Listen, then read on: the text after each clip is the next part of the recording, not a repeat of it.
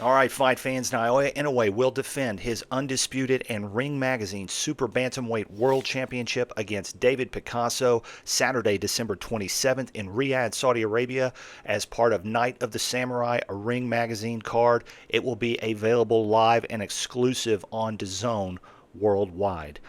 Naoya Inoue is on a historic run. He has successfully unified and become undisputed in multiple weight divisions. With the departure of Terrence Crawford from boxing via retirement, you got to have Naoya Inoue at least 1A, 1B with Alexander Usyk as number one pound for pound. 31 and 0 with 27 knockouts, undefeated, and he's a fun guy to watch. He just is. He's not afraid to get hit. He's not afraid to get knocked down. He just wants to mix it up and score vicious knockouts. Now, one aberration, his last fight against Akhmadaliev did go 12 rounds. Guess what? He still won about 10 of those rounds. Before that, he fought Ramon Cardenas in the T-Mobile Arena, Las Vegas, Cinco de Mayo weekend 2025. Gets off the canvas after a knockdown in round 2 to win by knockout in round 8. Great fight, fun fight. And then before that, he knocked out Korean Ye Jun Kim in the 4th round in Japan. He's just been on a massive run. And one of the things that I love about Japanese boxing fans is if you give a good accounting of yourself against one of their fighters, they instantly love you over there. I mean, Ramon Cardenas seems to have been on a tour of Japan ever since his loss to Inoue. David Picasso, different story, 32 and 0, 17 knockouts. He does have a draw from very early in his career. He's competed in and around super bantamweight, a little heavier, a little lighter, depending on the day. His last fight was against Kameda. That was July 19th, 2025. He did win a majority decision. One judge had it a draw. The other two had a couple more rounds for David Picasso. Nothing to write home about. That took place at about 126 pounds, so he will be coming down for this fight. He hasn't fought at super bantamweight since August of 24.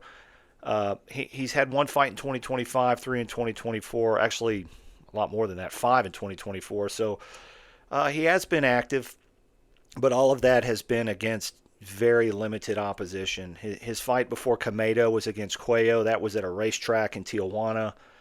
Before that, he fought Diego Ruiz in Pachuca, Mexico. That was an 8-rounder. So not a lot to write home about as far as his level of opposition. And I recently watched the Kameda fight again. And while I do think he edged it, one of the things that struck me is that Picasso doesn't move his head at all. I mean, his head is right there, basically in the pocket. His footwork is a little bit better. But listen, if you're going to fight, if you're going to fight Inoue, you got to move your head because he's coming. He's coming for blood. Picasso is ranked 4th by the Ring Magazine at super bantamweight. Not particularly a super deep division, so I don't really know what I would read into that. The chief support of the evening is going to be Junto Nakatani. He will be fighting Sebastian Reyes in a 12-round bout. This is important because these two guys are on a collision course. They are gearing up for what could possibly be the biggest and most greatest fight in the history of Japanese boxing. Will either one of these guys sort of slip on the banana peel, so to speak, as we've seen in other fights where we've had to marinate? Sort of the most recent is Anthony Joshua and Deontay Wilder on the same card. The fight was signed. Deontay didn't really fulfill his end of the bargain there. So once again, we lost that fight. Is that something we're at risk of happening here?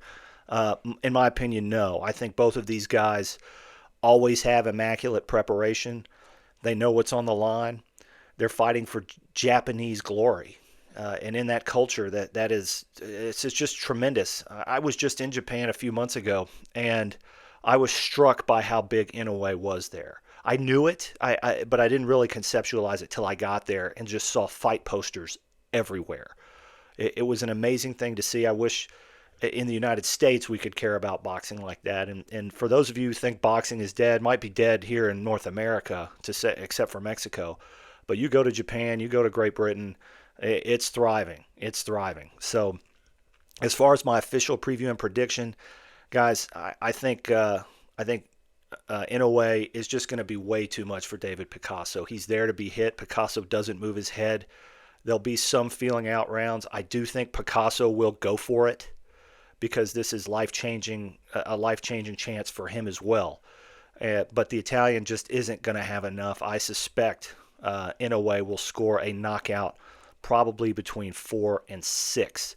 I expect Junto Nakatani to be on a similar path, maybe a little bit later, 7-8 round range. The parlay of the weekend is picking both of them by knockout in any round. That's the play. And I think that's what we're going to see. For those of us here in the United States, ring walks for the main event are scheduled for about 8 a.m. in the morning. This is to make sure they get peak viewership in Japan. It's a massive card in Japan. Two of the best of their generation fighting on the same card, gearing up to fight later in the year. Guys, thank you so much for watching my videos. As always, I'm Luke from Biloxi for Blue Collar Boxing. Hit that like button and smash that subscribe button. It really helps the channel. Let me know what you think in the comments, and I will see you on the next one.